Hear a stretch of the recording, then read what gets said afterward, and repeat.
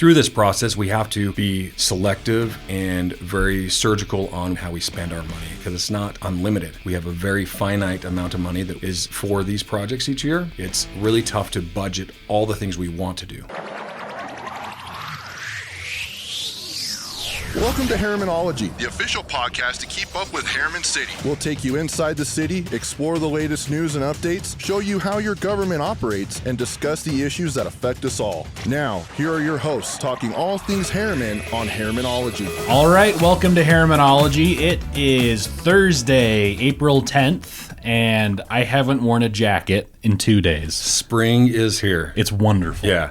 I love it. It missed our spring break, though, so it kind of wasn't that fun. Right. We were a little bit off there, but a week behind, week ahead, whatever you want to call it. And by the way, warmer weather means construction projects. Oh, joy. Everybody's favorite. But we have an awesome tool for that. Yes, we do. So we talked about it a lot last year. We have a webpage that we used to list out all the different major projects that are going on in the city and information about those. We've upgraded a bit. Didn't actually have to purchase any new software, which is nice. I just had to learn how to use it. Which is amazing. Yeah. So we now have an interactive map. So if you go to harriman.gov/construction-projects, or just go to the main page and search construction project, you'll find it. That will automatically redirect you to an interactive map where we've put all the major construction projects that are just clickable on the map. Click on it, find the latest information that we've put on there. Sometimes there'll be pictures, sometimes there'll be basic plans and kind of an outline of what the project's going to look like. So hopefully it's a useful tool as the orange cones start appearing. Yeah, as you know, there's 2 seasons, winter and construction. So we're trying to help out our best as possible to navigate those areas, those roads, those. As you know, we've been under a lot of construction lately, and we see the end of the tunnel on those major roads, the state roads, the stuff outside of our city, and so we just want to make sure you're aware of everything inside the city as well. Yep.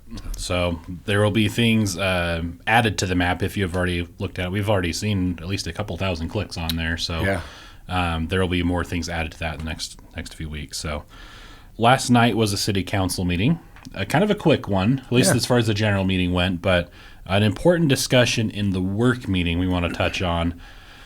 We've kind of alluded to it a few times with project funding and how the city funds things, whether it's through impact fees or public infrastructure districts and so forth.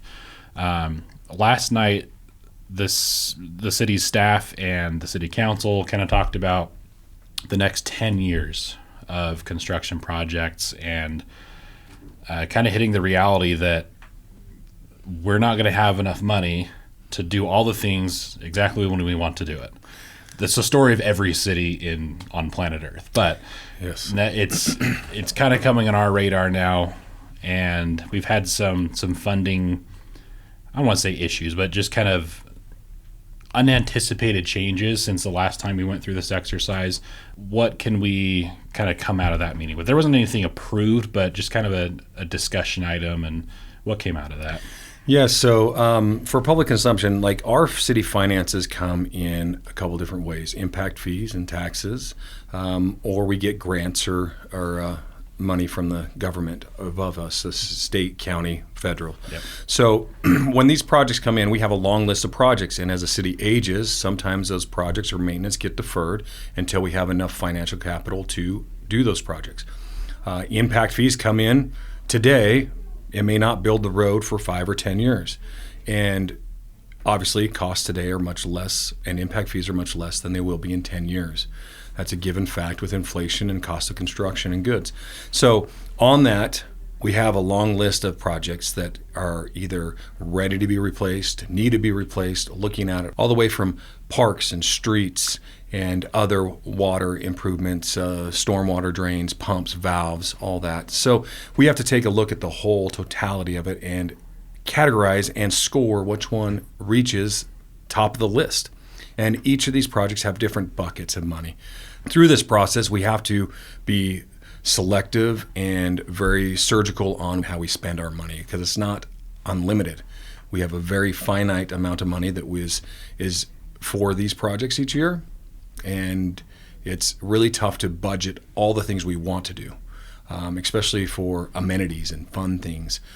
We try to take this major things under consideration first. So we have a huge long list of CIP projects or capital improvement projects, and it's ever changing. And we look at it every year to 2 years, and it gets adjusted and it ebbs and flows. So we may say, oh, that road or that park's going to get replaced in 2 years.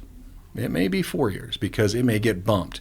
And last night shined a big light on where we stand financially as on that capital improvement list. So we know what projects we can actually go to the public and say, yep, here's our list for this year. And we're looking through this magic crystal ball for 10 years down the road. Things are going to change. So that's inevitable. And one of the tricks, too, is going back to our previous impact fee conversations. Those are fees that developers pay when buildings are built. So a residential subdivision, there are a lot of those in the city. For example, there will be an impact to the city's roads. Mm-hmm. They pay for the roads that are totally inside their subdivision, but for all the other city roads that they're going to impact, they pay impact fees, but those fees aren't collected by the city until residential buildings are built, and they're built, they're paid per house. Per unit built.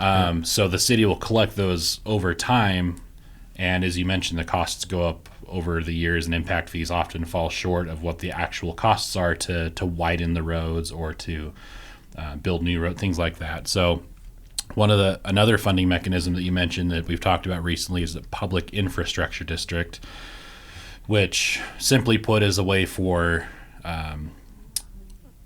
a localized property tax on just that property that will pay back the cost for infrastructure to be built up front. So roads are put in up front before the housing and whatnot come in.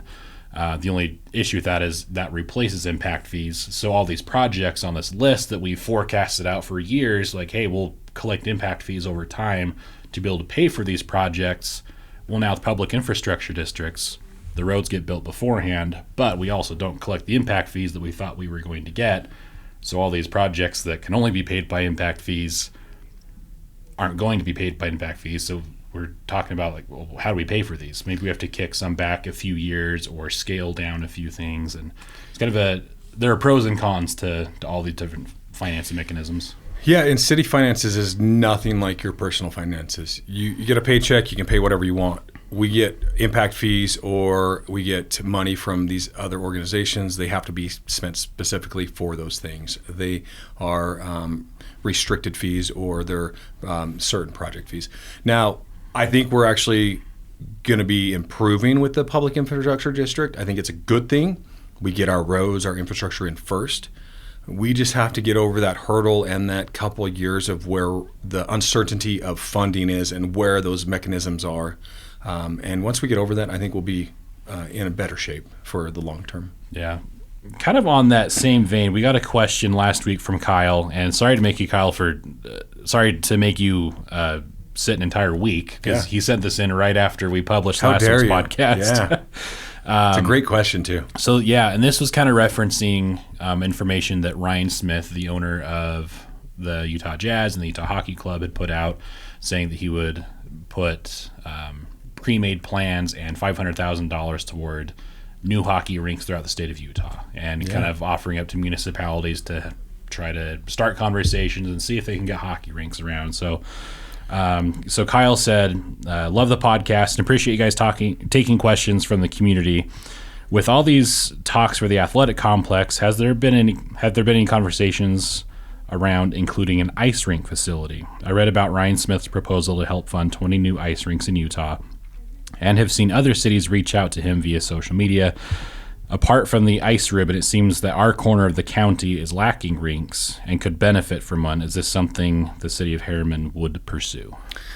Kyle, great question. And the answer is yes. We're going to pursue every opportunity. But as a city, just as the previous conversation we just had about our capital improvements, we don't have the money to financially attack this, but we do have the opportunity to connect him with other partners and other people that are interested in our southwest corner. Really soft first, door knocking stuff, but we would love to have an ice rink out here. We would love to have that amenity for our citizens. Unfortunately, it will not be part of this athletic complex as it sits now.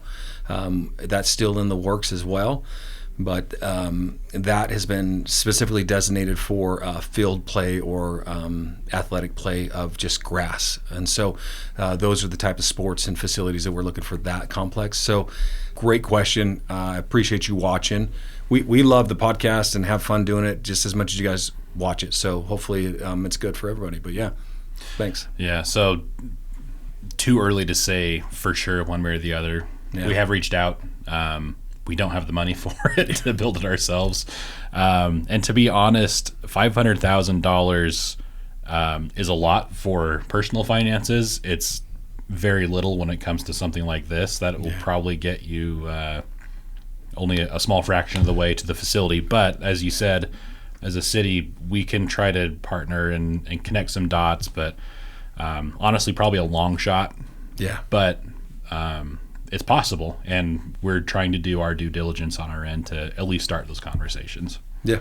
Last thing I want to mention, we have, we mentioned it last week, but a rain barrel program going right now, all for the effort of water conservation. So if you're interested in a rain barrel for your yard to collect rainwater runoff from your roof and down the gutters and the downspout and everything, to be later used through a hose to water on your own instead of sprinkler water. That's kind of the whole point of it. Yeah. If you're interested in that, go to herriman.gov.